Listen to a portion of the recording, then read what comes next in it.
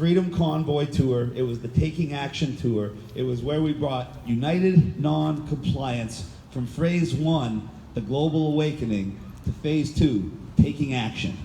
And we started by getting all of our people at the different protests into actionable groups that can organize and implement and make a difference on the ground. And the first and most important group we created were small business owners. And we had them make as many social media platform groups as they could and get as many business owners together as they could. And Canada set an opening date for May 24 weekend. May 24th is otherwise known as Patriots Day. And it's also Victoria Day weekend. It's a symbolic start of our summer. So we said, let's open on that weekend. As I made it across Canada and I ended up in Montreal, where we had 300,000 people on the streets.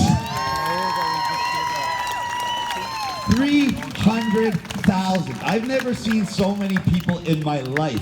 The amount of people from an aerial drone shot literally dwarfed the Olympic Stadium. It stretched down the street for over a mile, around 6 lanes wide, and then it even took a curve and went another 300 or 400 meters. This was the largest standing army Canada has ever seen.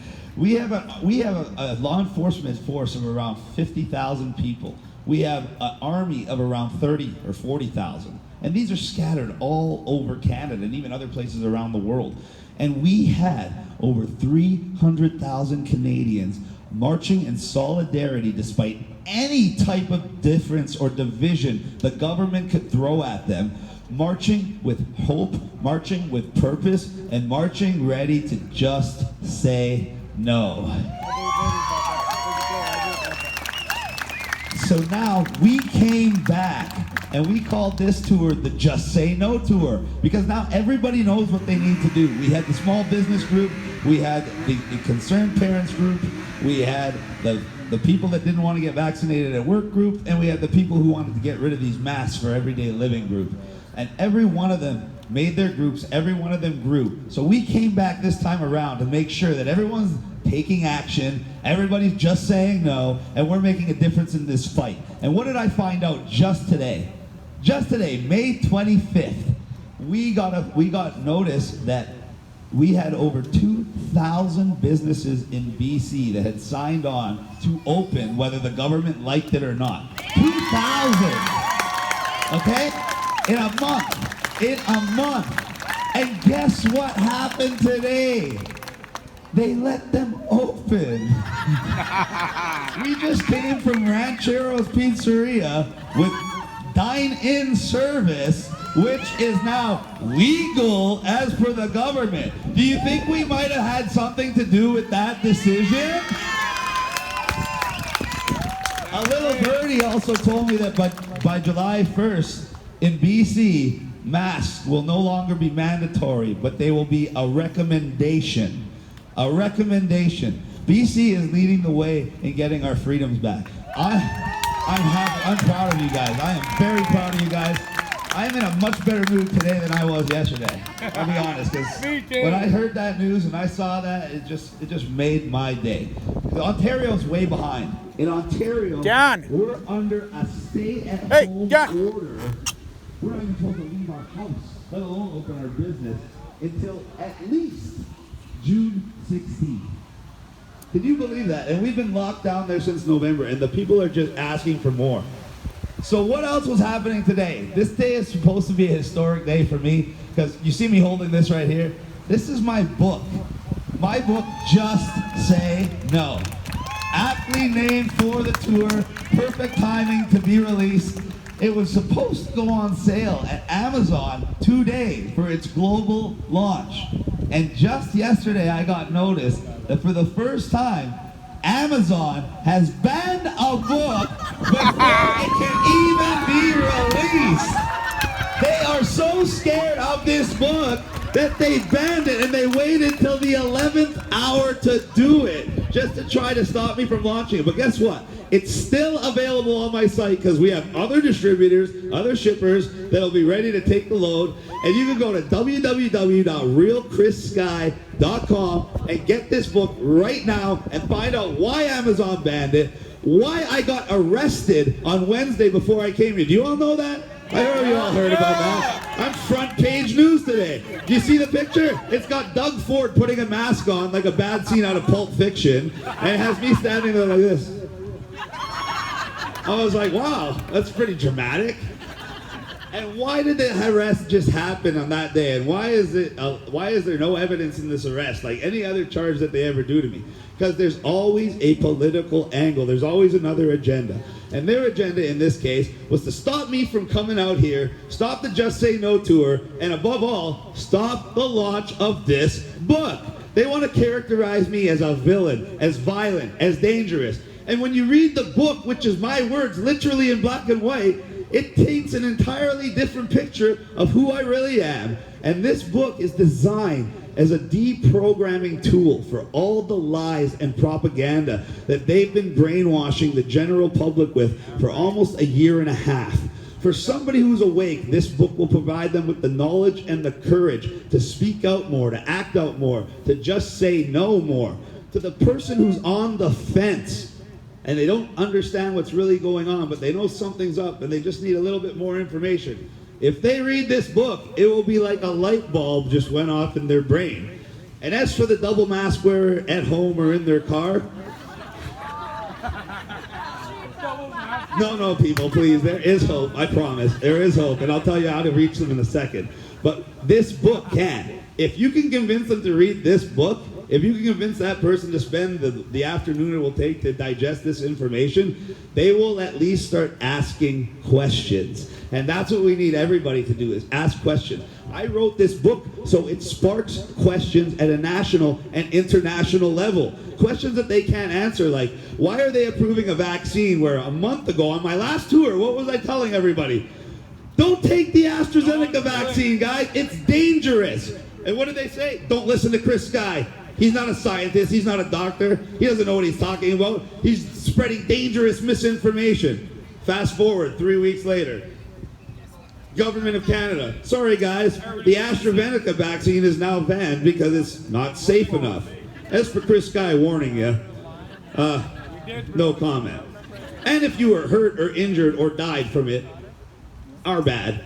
But don't worry, you can take a second shot of something else. That's basically what they said to you. And it sounds ridiculous as I'm putting it out there like that in a satirical way, but the reality is, that's 100% the truth. That's what they did. They told you to take something. I told you it's not safe, it's not tested, it's not approved, there's no long-term safety data. They said, don't listen to him. Then they gave it out to a whole bunch of people. Children died, old people died, a lot of people died. And what did they say? Sorry, no big deal. And do you really think they're getting those shots when you look at them on TV? No. Yeah, give me a break. And I have a very important question. I asked this question for the first time yesterday, and it made such an impact. I'm going to ask it again. Everybody raise your hand if you know somebody personally close to you that died of COVID. Vaccine? Vaccination? No, just the COVID. Just the COVID virus. Turn around, cameraman. Show all the hands in the air of all the people that have died, that know someone that died from the COVID. I see like 2 or 3 hands up in the air. Okay, now wait, I'm gonna ask a different question. How many of you know someone personally who's been injured or killed by the COVID vaccine? Yeah. Now show the hands. I know many people. Wow, and the COVID vaccine's only been out for a few months. COVID's been out for almost a year and a half. And the COVID vaccine's supposed to be the thing that's protecting us from COVID. But what do we know? When you take the vaccine, you can still get COVID, you can still pass COVID on to others, and they still want you to wear a mask. So why are you taking the vaccine for? So you can get unhealthy, so they can make money, and so they can get a vaccine passport? Do you think it's an accident? They're telling you you're not going to get open unless 75% of the population gets vaccinated? No, 75% is the compliance number they need to try to force the vaccine passport down your throat. And they believe that they can use propaganda like CTV to tell you 80% of Canadians want the vaccine passport. No. How many of you want the vaccine passport? Fuck no! Doesn't sound like 80% of Canadians want the vaccine passport to me. But back to the vaccine just for a second, just to show you how disgusting our government truly is, and I gotta use that word disgusting. In the United States of America, they already have a blood donor shortage. They talk about it on TV every day. Please donate blood. Please, we need it. Now they're saying the same thing. They want 75% of their population vaccinated against COVID. The Red Cross came out publicly and stated, if you take the COVID vaccine, you are no longer eligible to be a blood donor because your blood is now tainted and they don't know what it can do to an other person when they put it in there, whether they're vaccinated or not. So imagine that. Imagine them admitting that you are so unclean and tainted from this experimental injection that your blood can no longer be used to save another human life. Let that sink in. And now let's look at Canada. What did Canadian Blood Services say on the exact same issue? Oh, no problem, we'll accept vaccinated blood. Just like our government accepted the AstraZeneca vaccine after it was banned by multiple countries, including the United States. And when the United States wanted to dump their doses that were no longer legal to sell in the United States, Trudeau jumped on that. He grabbed them up at a bargain price and started injecting Canadians as fast as possible. And then what did he have to do? He had to ban it too. That's how much your government cares about you. And I told everybody this yesterday, so I'm going to give you guys the same little spiel about where this goes if you allow the vaccine passport. There's a little thing happening this year called the World Economic Forum. Anyone heard of it? Okay. You know what the title of it is? It's called the Great Reset. You know that so-called conspiracy theory that everybody talks about? It's the actual name for the event. And what does it talk about? Their main tagline, and this comes straight from Klaus Schwab himself, is by 2030, you will own nothing and you will be happy. Now, what does that mean? It sounds wonderful. Oh, we're going to not have to buy things and we'll be happy? No, it's communism. It means the government will own everything and they're supposed to provide you with what you need to survive. And we all know how that always works out. And how are they going to take all your wealth to the point where you own nothing? Well, right now we know they've been closing all their businesses. And they've been putting as many people on CERB as possible. Because once you no longer make your own paycheck and you no longer support your own family and you're on CERB, which they want to transfer to universal basic income for tens of millions of Canadians, the government no longer serves you, it rules you. And then what do they have to do? They got to raise the taxes on everybody else. So now all the people that still have wealth, still own a house, still have a small business, they're getting squeezed. And what's going to happen is they have this wonderful new program they call a government-insured reverse mortgage. And they're going to give you a deal. You're going to get all this money every month because you own your home for like 10 years, 15 years. You'll get more than enough money to carry on the same lifestyle you've enjoyed the rest of your life. The only problem is, at the end of that wonderful little term, you no longer own your home. The government does. So now you can't pass on any wealth to your children, and your children start from zero, and they'll never be able to get anywhere. The future they have in store for you in 2030 looks something like this. If you're a single person, and you're going to school or you're in the workforce, you'll be living in a giant complex in 150 square feet.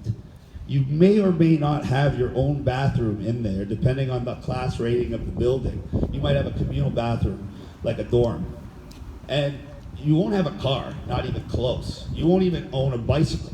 If you have to go to work and you are privileged enough to be one of those people that doesn't have to work from home, as they've been training you like sheep to do for the last year and a half, because they don't want you mobile, they want you staying right there. You'll go outside and there'll be bike racks lined up with e-bikes. You'll walk over and you'll scan the barcode on your wrist and your digital wallet will pop up and show you if you have enough digital credits to rent that bicycle for the 20 minutes it's going to take you to ride it up to the street where you're going to be working all day, and then hopefully have enough money to ride it back. You might not have enough money to ride it back though. You might just have enough money to buy yourself some dinner and walk it home. And then you're not going to do much leaving of your complex because your grocery store will be in there, your hairdresser will be in there, the place you buy your clothes will be in there. So you'll have this wonderful life where you live in a cage and you live in a bigger cage, and the only time you get to leave that bigger cage is if you're using your very limited resources to go to a job to pay for your very boring life. And that's what they want for all of us. That's where this leads. Because once they use the vaccine passport to strip you of your rights and freedoms, you have no recourse to fight back. Then they close your business and they destroy our economy, and they provide themselves the justification for passing universal basic income. Then they put more and more people from the workforce to the government dependent category while raising taxes on everybody else and letting inflation do its work. If you listen to Doug Ford or the other premiers, they already warned you that this year everything is going to be on average 30% more expensive. The annual official inflation rate is 2%. Meanwhile, they're already telling you, you're going to spend 30% more for food, 30% more for electricity, 30% more for everything. Is that sustainable? Obviously not. So where is this going? That's what the Great Reset is all about. They know they cannot sustain this. So they only have two options. Kill a whole bunch of people, and we see what the vaccine's doing. I know that sounds really crazy, but if you inject billions of people with something that's killing a few, we already seen it kill thousands. So if you end up injecting billions of people with that, and you inject them with it multiple times a year, and we don't even know what the first injection is going to do to them, after about the next 10 or 20 injections, we will probably see a significant portion of the population getting sick and dying. And if you watch Bill Gates' TED Talk, he says it clear as day. They want to depopulate up to 15% of the population using vaccines and healthcare. The only other word for depopulate is kill. Unless someone here can come up with another synonym for depopulate, that's the only thing that you can think about by that. And as we see, that's what the vaccine is doing. The vaccine is causing more damage than the virus. And now they want to put a law in place that you cannot access your rights, which are now government-granted privileges, unless you submit to this poison that's going to harm you, harm your family, harm your children, and give them total control over your bodily autonomy. That's the last right and freedom you had left. You gave it all up with all the other restrictions. And for the people that still think compliance is the answer, where did compliance get you so far? It got you where we are now. Where would non-compliance get you? It stops the agenda in its tracks. It gets you things like dining in a restaurant. It gets you things like being able to open your business. It gets you things like being able to just say no to vaccines and vaccine passports. And this is what we need. This is why we are on this tour. We need to keep the momentum pushing. It's not an accident that the governments are starting to they're starting to ease up. They know the pressure is on. So they're now going to give us back as much freedom as we are willing to take. They're going to try to push again. They're going to come up with a variant. They're going to come up with another type of wave to try to scare you back into submission. But they know that we've created so much momentum at this point that they have to give us a little bit back. Just enough that they can put us back into play. And that's where we, like them, when they give us an inch, we got to take 10 miles. We got to take our freedoms back. Because our freedoms are not going to be given back to us. Freedom is never given, it's always taken. And we gave it up on a silver platter. The very freedoms that our government goes around the world preaching to everybody, why all the immigrants in the world want to come to Canada, because we have these wonderful rights and freedoms and we have opportunity for our children. And they're using COVID, they're using the Great Reset, and they're using universal basic income to take away your rights, take away your freedoms, take away your opportunity, and lock you into a perpetual cycle of servitude and despair and hopelessness for generations to come. This is their big push, people. And if you doubt it, look what I had to do to get here. Do you know the journey that we had to take? First of all, I got arrested. They tried not to give me bail. They wanted to lock me up with no evidence except what somebody said until 2022. Can you imagine that? Imagine I called the police on any one of you in here and just gave them my word. I had a phone conversation showing that I had talked to you on the phone, and I said that you or you or you threatened to kill me. And just based on me saying that, they came and they grabbed you and they locked you up, and they tried to lock you up until 2022 so you could get a trial. No bail, no questions asked. So I got out, thankfully, and they tried to hold me long enough that we had planes and everything set up to get here because our schedule is very tight. We needed to be in Vancouver for Sunday at 3 p.m. Okay? And it was Friday morning, midnight at this time. By the time I got out, got home, got my stuff together, but of course the police went to my house and executed a search warrant and took all my legally owned firearms. That's all in the news. And they left a really nice mess at my house, thankfully.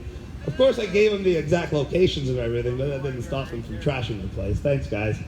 So I came home to that. I packed the bag. We got in the car, and we started driving. Of course, they made it so I couldn't even drive. So let's recap on my conditions. In order to get the truth to you, the sacrifices I have made so far are: I can't drive, I can't fly, they've taken away my legally owned firearms and labeled me a domestic terrorist. I'm not allowed to speak at any protest in Ontario or violate any emergency order in Ontario. And I have to stay with the guy who bailed me out of jail, Mr. Zishan. He's here somewhere, watching. There he is, just so we know. If he's like, hey, give him a round of applause. If it wasn't for him, I literally wouldn't be able to be here. A very prominent member of the Muslim community, a very wonderful human being, one of my best friends in the entire world. Thank you, Zishan. But we got in the car, and it took them less, and we had another driver, because we knew we couldn't stop. We had to drive over 5,000 kilometers in 60 hours, basically, okay? It sounds absolutely impossible, and of course that's what they thought. They thought there's no way I was going to be able to make it. They thought they'd be able to stop me. They thought they'd be able to stop the Just Say No tour. They thought they'd be able to stop the book launch. But freedom always finds a way, and that's what I do. I find a way. So we got on the road, and we got on the road. We're making good time. We got about 3 hours north of Toronto on our way towards Thunder Bay in Manitoba. And lo and behold, we get pulled over by multiple cruisers. We weren't speeding. I don't know what we did to get pulled over, especially by multiple cruisers. And obviously they were looking to try to see if I was driving or if I wasn't with him, so they could take me right back to jail.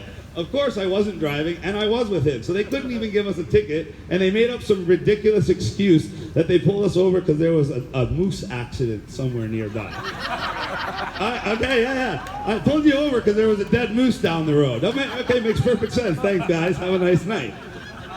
Then the very next day, they called back and said that they tried to tell me that I was not allowed to leave Ontario, even though my bail does not say that. It doesn't say that at all. So they were lying to me and trying to intimidate me to turn around and come home from Vancouver.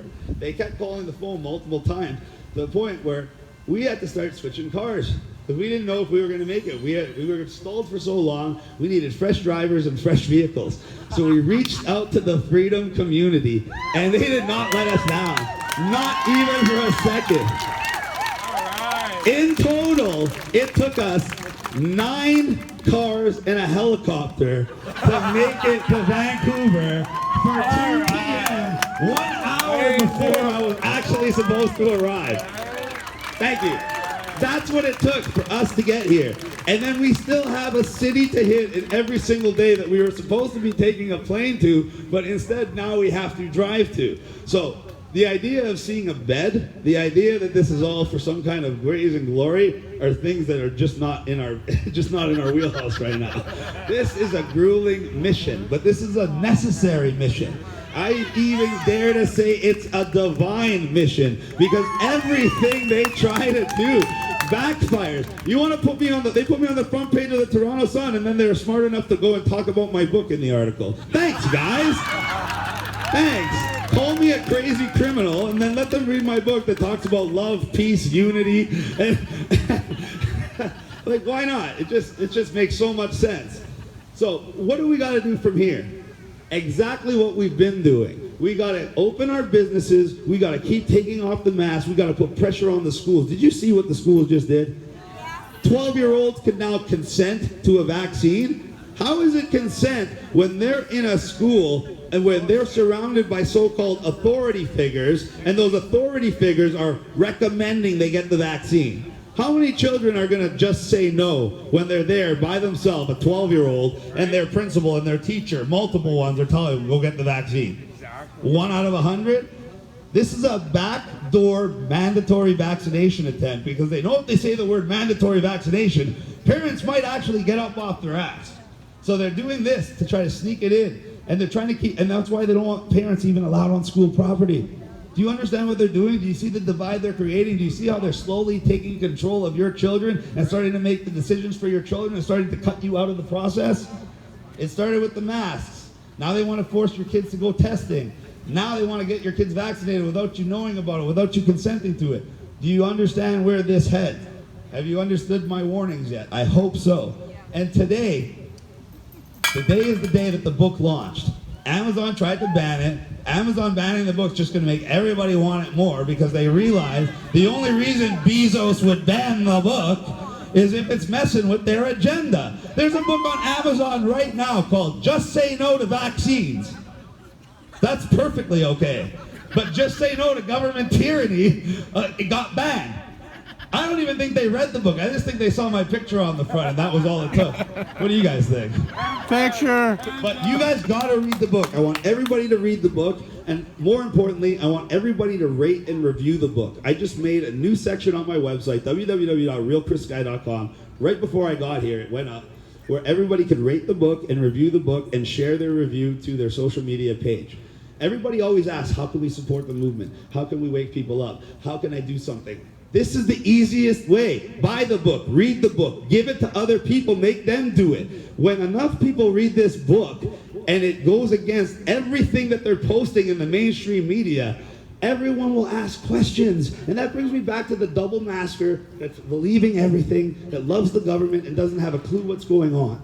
How do you reach that person? Everyone always asks me. I finally found a way, besides getting them to read that book. If you can sit them down one-on-one, just you and them, and you don't talk about them wearing the mask, you don't talk about how deadly the virus is, you don't talk about government propaganda, you just look them right in the eye and say, do you not feel that something is wrong? That's all you have to say. And every single person alive has that truth button right here. They call it the heart chakra. And when you tell the truth, people can feel it. So when you ask somebody if something's wrong, and they know in their heart for the last 18 months, something is very wrong, that is how you spark that awakening. Because just that little tiny spark is all it takes for that person to start questioning the reality they've been fed.